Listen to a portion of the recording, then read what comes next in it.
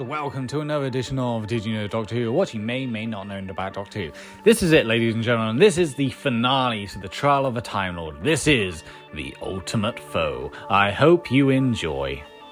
This story is Robert Holmes' final contribution to Doctor Who. He died before he could finish the next episode. As a result, the story is incredibly short. The working title for this story was Time Incorporated. This was Colin Baker's last appearance as the Doctor, though he was unaware of it at the time of filming. Baker was fired by the BBC.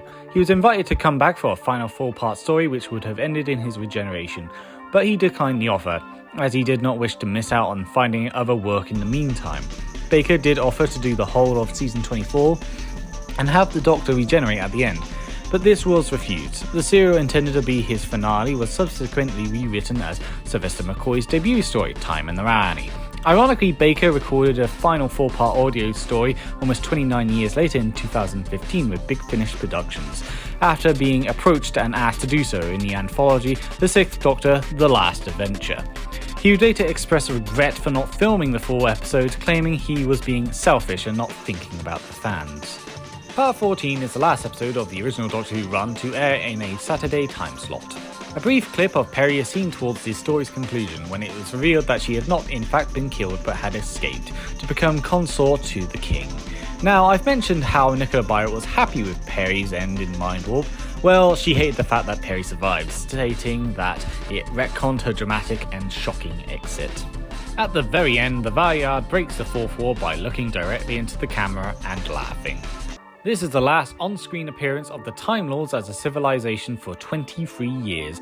They would be perceived as killed off prior to the events of Series 1 of the Revival series in the aftermath of the last Great Time War, apparently leaving the Doctor as the sole survivor. They would return 4 years later in the End of Time before returning for good technically in the Day of the Doctor.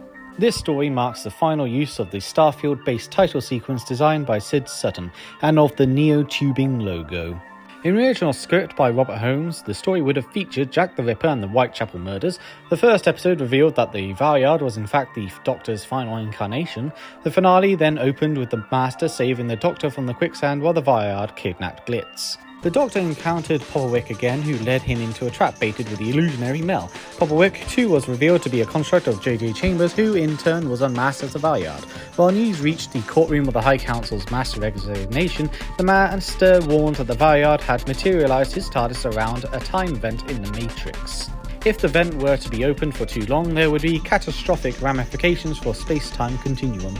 The Valyard, shown to be a pitiful old man afraid of dying, planned to use this threat to force the Time Lords to grant him the Doctor's remaining regenerations. The Master revealed that he was hired by the High Council to murder the Doctor in exchange for a pardon, but had now decided not to follow through. The Doctor bluffed his way into the Valyard's TARDIS just as the Valyard opened the time vent door. Struggling, the Doctor and the Valyard plunged into the time vent while the Master had Glitch seal the door, saving the universe but trapping the Doctor for all of eternity. Colin Baker loved his last story, saying it was sort of the thing he'd always wanted to do. When describing the courtroom, Chris Carr had this to say. He said, "A dull motif, absolutely tired. We kept cutting back to this awful set with the characters in ludicrous headgear. Nobody could give a damn what was going on, and it slowed up the standalone story you were trying to tell." The quicksand scene was tricky to film. There was a 4-foot pit below a rubber sheet and water. The climbing up from the pit scene was filmed backwards, and Colin Baker had to say the bad joke backwards. It was done 3 times, so 3 costumes were required. Colin Baker was sad that his last words as the Doctor were carrot juice, carrot juice, carrot juice, but felt that it was pathetic and summed up his life. Although the other episodes of this season were the usual 25 minutes in length, it proved impossible to edit down episode 14 down to that length. Nathan Turner applied for and received special permission for the episode to run 5 minutes over its scheduled time slot, making it 30 minutes. The trial as a whole received an average of 69 out of 100 in audience rating. It was the highest average score of the classic era. However, the season had the second lowest average viewership of the classic era. And that is it for today. I hope you enjoyed. The Ultimate Foe is certainly one of the better stories in the trial season, and it is actually a really good send-off in my opinion.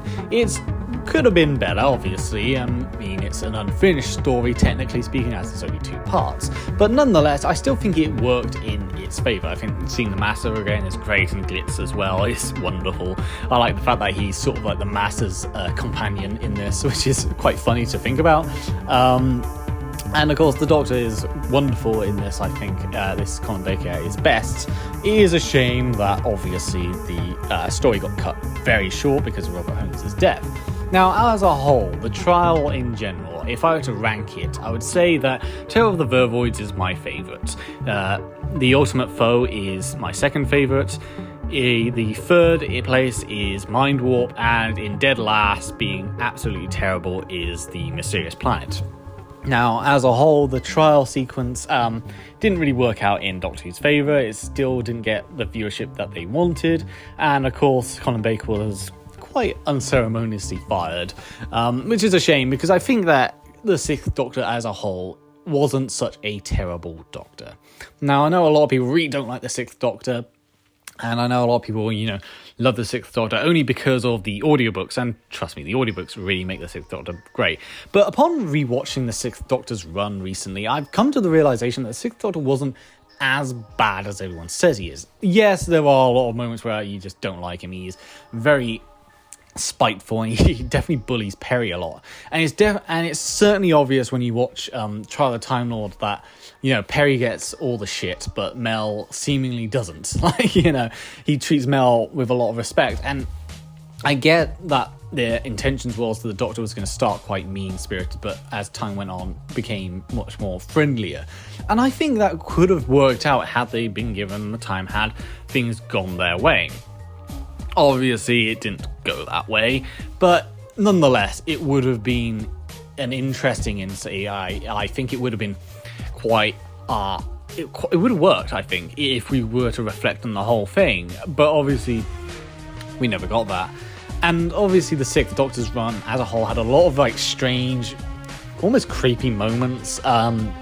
In Mind Warp alone, there's that moment where Perry is tied to a rock, and the Sixth Doctor just bullies her, essentially. It's quite cruel what happens to Perry, and at the same time, Perry doesn't really do a whole lot. Perry is kind of useless in the Sixth Doctor's run. She's sort of just there. Honestly, I feel like the Sixth Doctor could have done without a companion. It probably would have worked better. But then saying that, in the audiobooks, we have plenty of companions that the Sixth Doctor has. I forgot her name, but there's this history teacher at one point who's absolutely wonderful and works off of the Sixth Doctor's ego, because she's quite egotistical herself. But yes, I think as a whole, the trial season had good intentions, but the behind-the-scenes warfare, almost, this civil war with production, and the obvious fact that the show was going to get cancelled, or most likely was going to get cancelled. Obviously, it didn't until a few years later, but it was definitely telling that everything was struggling throughout the trial, and its constant changing with the trial and the story was... I get what they were trying to go for. It didn't really work out. I kind of agree with Chris Clow in the sense that it was a distraction in a way. That said, I hope you enjoyed this edition of Did You Know Doctor Who, and we'll get back to our regular scheduled program next time.